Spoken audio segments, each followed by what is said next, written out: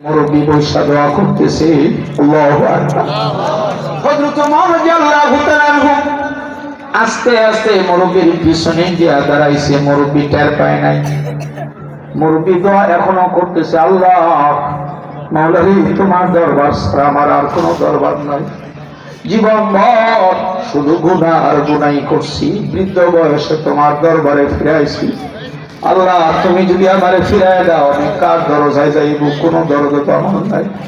পেটের মধ্যে ক্ষুধা, 3 দিন পর্যন্ত খাই না রে মালিক, তুমি আমার খাবারের ব্যবস্থা করো।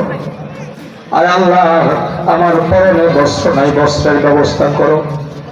রাত্র হয়ে যাইতেছে, থাকার ব্যবস্থা নাই, থাকার ব্যবস্থা করে দাও আল্লাহ। হযরত ওমর ইবনে খাত্তাব রাদিয়াল্লাহু তাআলা আনহু মুরব্বির কথাগুলো শোনার পরে চোখের পানি আর রাখতে পারে নাই। এইবার মুরব্বির কাঁধের মধ্যে হাত দিলেন।